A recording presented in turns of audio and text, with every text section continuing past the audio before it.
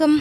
இன்றைக்கி வீடியோவில் நம்ம மட்டன் சுக்கா வறுவல் எப்படி செய்கிறதுன்னு பார்க்க போகிறோம். ரொம்பவே டேஸ்டியான இந்த மட்டன் சுக்கா வறுவல் எப்படி செய்கிறதுன்னு பார்க்குறதுக்கு முன்னாடி நீங்கள் இப்போ தான் என்னோடய வீடியோஸை ஃபஸ்ட் டைம் பார்க்குறீங்கன்னா இந்த வீடியோக்கு கீழே இருக்க ரெட் கலர் சப்ஸ்கிரைப் பட்டனை கிளிக் பண்ணி சப்ஸ்கிரைப் பண்ணிவிட்டு கூடவே பக்கத்தில் இருக்க பெல் சிம்பிளையும் கிளிக் பண்ணிக்கோங்க.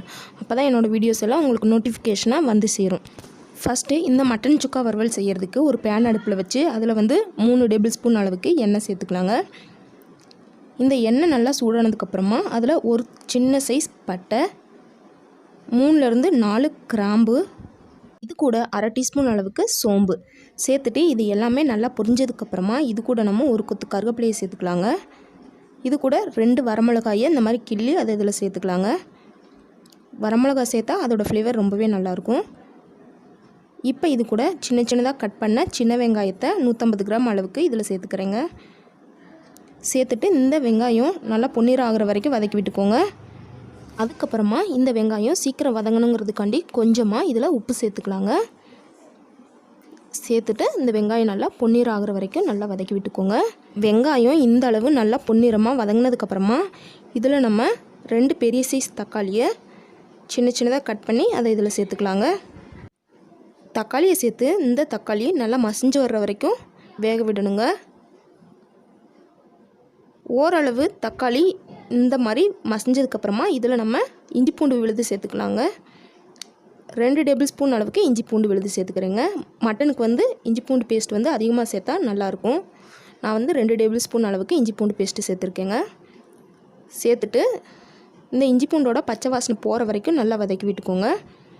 இஞ்சி பூண்டு விழுது சேர்த்தா தக்காளி நல்லா சூப்பராக மசிஞ்சுருங்க. இந்த அளவு இஞ்சி பூண்டு விழுதோட பச்சை வாசனை போனதுக்கப்புறமா இதில் நம்ம வேக வச்சு எடுத்து வச்சுருக்க மட்டனை சேர்த்துக்கலாங்க. நான் 400 கிராம் அளவுக்கு மட்டன் எடுத்து மஞ்சள் தூள் போட்டு இதை வேக வச்சு எடுத்து வச்சுருக்கேங்க. அந்த மட்டனை தண்ணியை வடிச்சிட்டு இதில் சேர்த்துக்கலாங்க. சேர்த்துட்டு இதை லைட்டாக மிக்ஸ் பண்ணி விட்டுக்கோங்க. இந்த அளவு நல்லா மிக்ஸ் பண்ணி விட்டதுக்கப்புறமா இதில் நம்ம இந்த மட்டன் சுக்காவுக்கு தேவையான அளவு மசாலா எல்லாம் சேர்த்துடலாங்க. இதுக்கு 1 டீஸ்பூன் அளவுக்கு கரம் மசாலா, 1.5 டீஸ்பூன் அளவுக்கு தனி மிளகாய்த்தூள், அதுக்கப்புறம் 1 டீஸ்பூன் அளவுக்கு தனியாத்தூள், அதாவது மல்லித்தூள். இது எல்லாத்தையும் சேர்த்துட்டு இந்த மசாலாவோட பச்சை வாசனையும் போகிற வரைக்கும் இதை லைட்டாக வதக்கி விட்டுக்கலாங்க. இந்த அளவு மசாலா எல்லாமே பச்சை வாசனை போனதுக்கப்புறமா இப்போ இதில் நம்ம மட்டன் வேக வச்ச தண்ணி இருக்குல்ல அதை கொஞ்சமாக சேர்த்து வதக்கி விட்டுக்கலாங்க.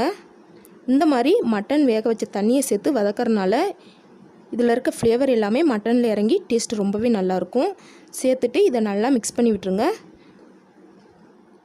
இதில் ஓரளவு தண்ணி நல்லா வற்றினதுக்கப்புறமா மீதி இருக்க மட்டன் வேக வச்ச தண்ணியை சேர்த்துட்டு இதை நல்லா வற்றுற அளவுக்கு வேக வச்சிடலாங்க. இந்த மட்டனுக்கு தேவையான அளவு உப்பு சேர்த்துக்கோங்க. இந்த மட்டனில் சுத்தமாக தண்ணி இல்லாத அளவுக்கு நல்லா இதை வேக வச்சிடலாங்க. இப்போ இதை மூடி போட்டு ஒரு 5லேருந்து 10 நிமிஷம் வேக விடுங்க, தண்ணி வற்றுற வரைக்கும். பாருங்கள், ஓரளவு தண்ணி வற்றுருச்சு. நீங்கள் இப்படியே சாப்பிட்னா கூட சாப்பிட்லாம். நான் இன்னும் கொஞ்சம் நேரம் சுக்கா மாதிரி ரெடி பண்ண போகிறேன். அதனால் இன்னும் கொஞ்சம் நேரம் மூடி வச்சு வேக வைக்க போகிறேன்.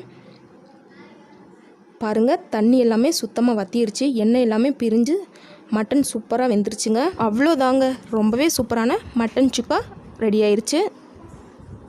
இதே மாதிரியான ரொம்பவே டேஸ்டியான மட்டன் சுக்காவை உங்கள் வீட்லேயும் ட்ரை பண்ணி பார்த்துட்டு எப்படி வந்துச்சுன்னு கமெண்ட் பண்ணுங்கள். இந்த வீடியோ உங்களுக்கு பிடிச்சிருந்தால் லைக் பண்ணுங்கள், ஷேர் பண்ணுங்கள். மறக்காமல் சமையல் செய்வது எப்படி நம்மளோட சேனலை சப்ஸ்கிரைப் பண்ணிக்கோங்க. தேங்க்ஸ் ஃபார் வாட்சிங்.